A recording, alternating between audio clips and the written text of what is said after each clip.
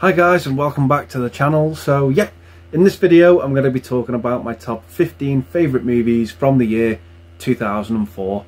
Yeah, really fun year this one. The 15 movies I've picked I absolutely love. I have a great time with these films, and yeah, just really enjoy them. Yeah, this again is just my personal favourite list, my top favourite 15 movies. Your list is going to be different, and so it should be as well. These are all in accordance with the release dates from IMDb as well. They all have 2004 against their name, and as always I'm going to leave a full list of honourable mentions down below in the description box. So yeah, that being said, gonna get into it with number 15. So coming in at number 15 for me, we have Tom Cruise in Collateral. Yeah, this was not a movie I enjoyed the first time I liked it. I didn't really like Michael Mann's style. I thought it was quite slow and boring, to be honest. Wasn't for me, didn't gel with the movie at all. But on rewatch, coming back to it many years later, I saw it under a whole different light and really enjoyed it. I thought Tom Cruise was great as the villain. We don't really see him get to sink his teeth into villainous roles too often. But yeah, Jamie Foxx as well was a great lead as this taxi driver who pretty much picks up the passenger from hell. And yeah, really enjoyed it on rewatch, had a great time with it, and yeah, comes in at number 15 for me. So yeah, that is Collateral. So coming in at number 14 for me is Lindsay Lohan in Mean Girls. I just pretty much shunned this movie when it came out. I was like, that is not for me. I am not the target audience for this film. Years later, gave it a go, and it really blew me away. I really enjoyed it. I thought, you know what, that wasn't a bad little film. Tina Fey's writing was really on point for me. Lindsay Lohan was great in the role as this girl who comes to this school, and she's sort of lived in Africa previously, and she's come back and fits in with, well, tries to fit in with these girls who are called like the Plastics. And yeah, it's just a nightmare scenario the way this unravels and unfolds. And yeah, I just really enjoyed it. Really had a fun time with it. It's you know, the 2000s high school movie. It's that type of movie that fits into that genre, and I enjoyed it. I had a good time with it. So yeah, that is my number 14 pick, Mean Girls. So coming in at number 13 for me, we have a movie starring and directed by Zach Braff, and that is Garden State.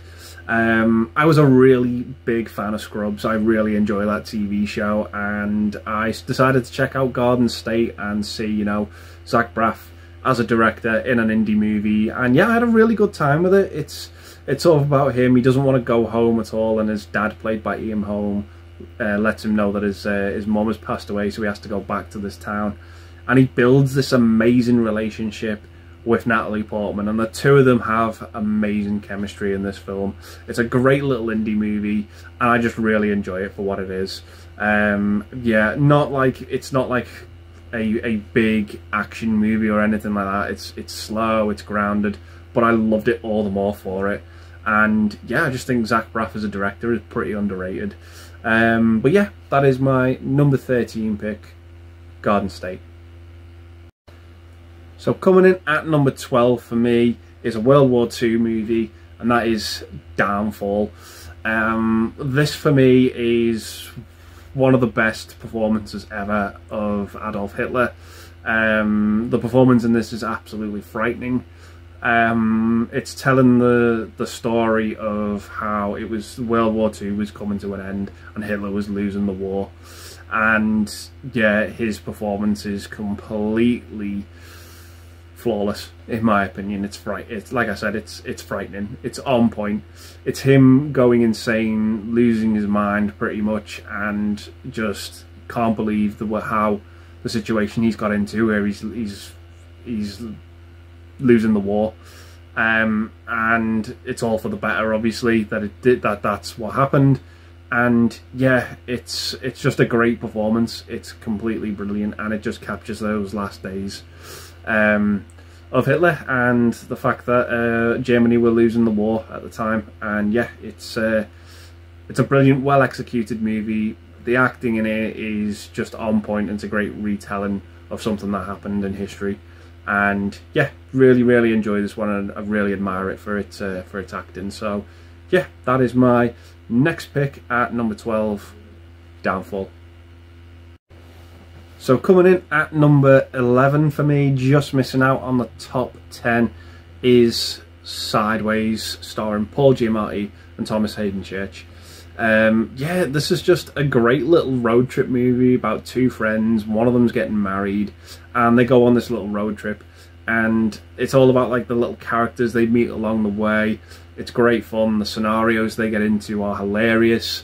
The scene where Thomas Hayden Church leaves his wallet behind in a certain place is just absolutely hilarious, and Paul Giamatti has to go and retrieve it. Yeah, this is just a great little fun, grounded movie that I just absolutely adore. I think Paul Giamatti's very underrated. I think he's got some great star power about him, and this movie's really good. It showcases his talent as the lead actor as well, and yeah, I just have an absolute blast with it. So that is my number 11 pick, Sideways. So coming in at number 10 for me is a sequel to a movie I'm not really a big fan of, and it is Shrek 2. Yeah, Shrek didn't make any of my lists previously, but Shrek 2, there's something about it that it just goes in a direction I can completely enjoy and can completely have a great time with. I don't know what it is, it just, the first movie to me always seemed annoying. I kind of found Donkey a little bit insufferable, even growing up, and the music for me in that film just really didn't work. But the second movie, it just took it in a completely different direction, and I just had a ball with it and an absolute blast. This movie makes me laugh. It makes me bellyache laugh, just how funny it is. All the stuff with Pinocchio, the stuff with the gingerbread man, it absolutely cracked me up as a kid, and I enjoy it even more as an adult. I just think it's absolutely hilarious, and it's my favourite of the Shrek series. So yeah, that is number 10 for me, Shrek 2. So coming in at number 9, we have Harry Potter and the Prisoner of Azkaban. Yeah, this was a different tone for me completely compared to the first two. You definitely tell the first two, directed by Chris Columbus, have their own style and have their own tone, and they flow together when you place them back to back. Prisoner of Azkaban, directed by Alfonso Cuarón, took a completely dark tone. The colour palette of the movies seemed to, you know, it's like as if the first two movies were put in the wash, and we get the third movie when we take them out, and it just seemed lifeless of colour, and it just had this dull, grim look about it, and it was all part of, you know, the execution of the final movie. It all worked. It's a much darker movie. It's grim. It's with its story. It just makes you feel cold. Kind of like what the Dementors are meant to do in this movie. It really works. It's the third movie into the Harry Potter franchise now. If you're not a fan, you're probably not going to watch these films, but for me, the third movie really is a completely different turn, and yeah, I enjoy it for what it is. So yeah, that is my number 9 pick, Harry Potter and the Prisoner of Azkaban. So coming in at number 8 for me, we have Disney Pixar's The Incredibles. Great superhero movie. This is probably the closest we'll get to a great Fantastic Four movie, about a family of superheroes who the mother and father years ago used to be top of their game, absolutely loved what they did, got a buzz from saving people, and then of course things happened where people didn't really want to be saved, and they got injuries through being saved, and they decided to sue superheroes. So superheroes had to really sort of give up what they loved doing and return to everyday life, and it follows these superheroes years later, and they still do what they do, sort of, you know, undercover, because they still love the buzz, and they kind of sort of resurface, and that's what the movie's about. And it's just great, really enjoyable film, great villain with a great motivation you can get behind and can understand. And yeah, it's one of Pixar's great. Really enjoy this one. So yeah, Coming up next for me, we have The Incredibles. So coming up next for me, at number 7, we have Kill Bill Volume 2. Great follow-up to the first movie. This one is downplayed a hell of a lot more. Whereas the first movie has so much going on in terms of its action and the excitement levels are really off the chart. This one has a much, much smaller, grounded feel about it. The body count in this movie is minuscule compared to the first one, but it works all the much more better for it. The bride is getting closer and closer to achieving what she wants to achieve and getting her revenge, and you really, really feel the stakes. They start to really, really build up and come to a head in this movie. There's some great backstories, great fight sequences. All the stuff in the little camper van with the samurai swords is amazing. And yeah, it leads to an absolutely brilliant climax. Absolutely love this film. Goes perfect with the first movie, hand in hand. I never watch one without the other, and I just have a great time with the two Kill Bill movies. So yeah, that is my next pick, Kill Bill Volume 2. So coming up next at number 6, we have a comedy starring Vince Vaughn and Ben Stiller, and that is Dodgeball. Definitely the silliest movie on this list, but I just have a blast with this film. It's just impossible not to dislike.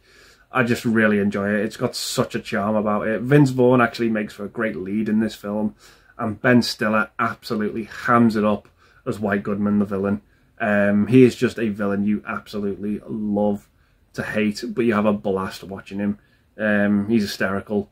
And yeah, it's just a movie about two gyms, Globo Gym run by White Goodman. You know, it's just this conglomerate gym run by this absolute arsehole, and he wants to sort of take over Average Joe's run by Vince Vaughn, and they decide, you know what, let's just put it down to a dodgeball match.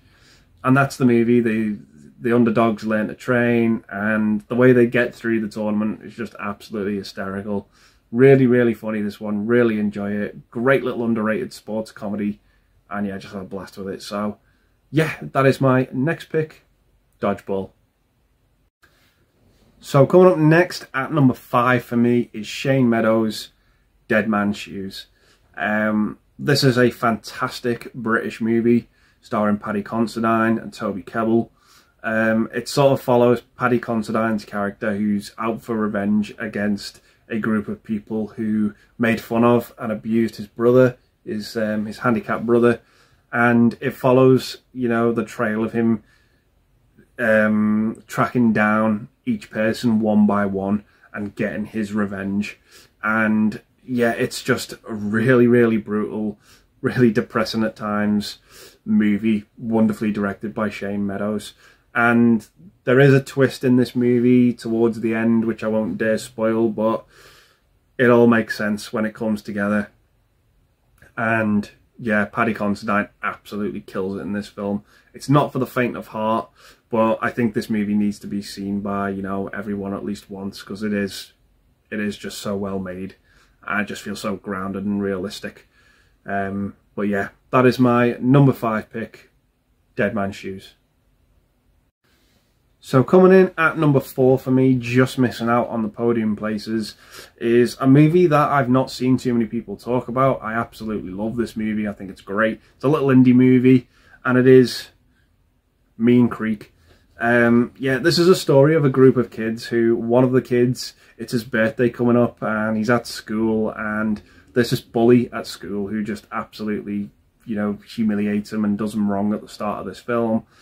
And yeah, his older brothers of the kid who's being bullied decide to, you know what, we'll get our own back on him. We'll invite him out on this little boat trip that we're going on, and we'll humiliate him somehow.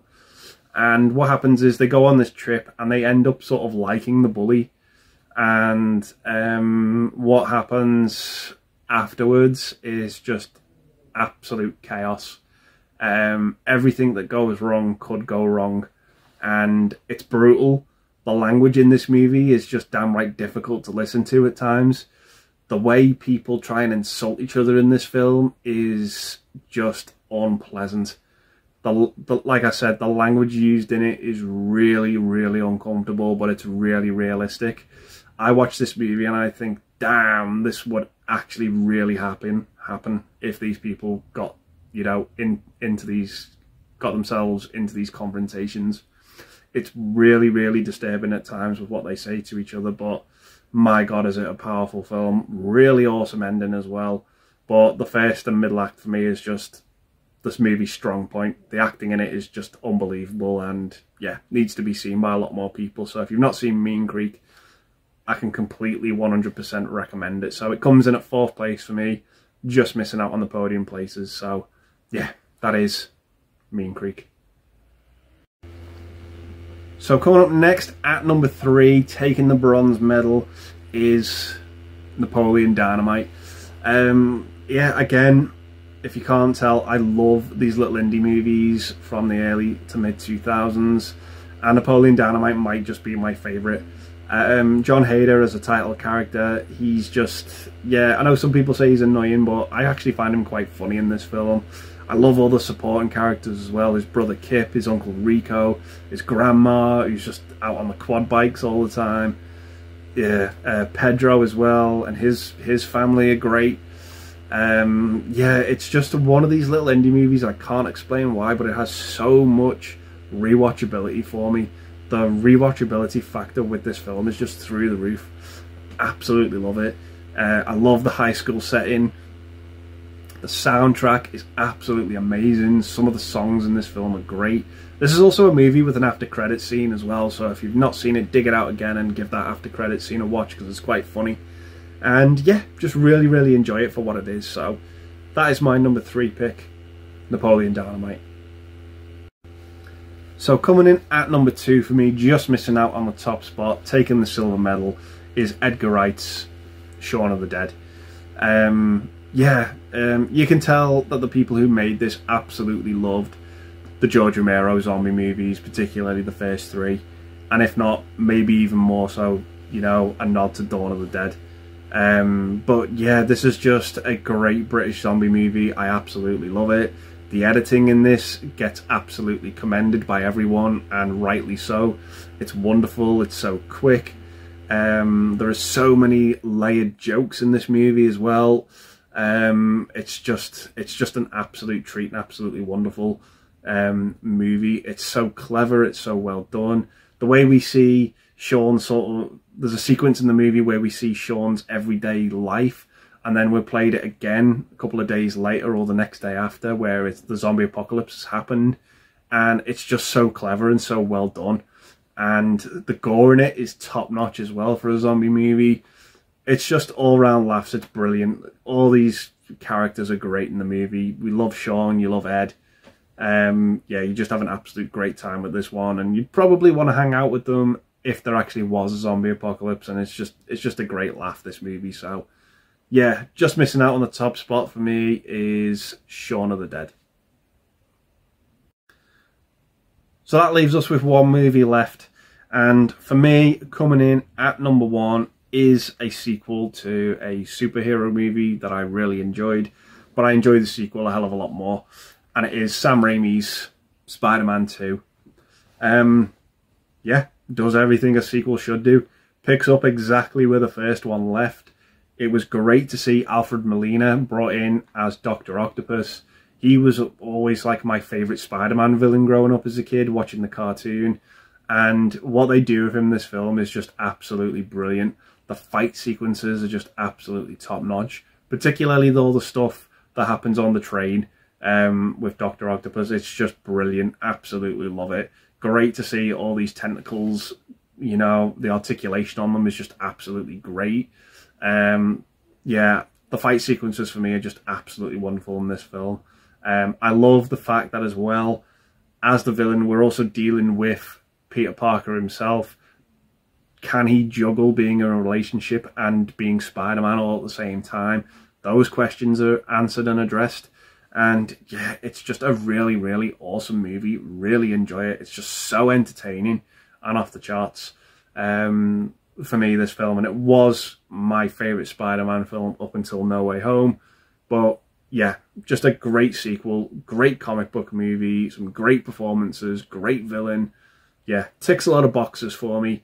And that sequence in the movie where the doctors and surgeons are trying to cut off the tentacles, that is just straight up Sam Raimi injecting his Evil Dead into this film. And yeah, I just absolutely love it. Great movie, great time, just an absolute joy.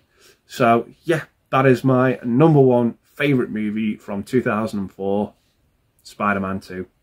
So yeah, that is it, guys. Those are my top 15 favourite movies from the year 2004.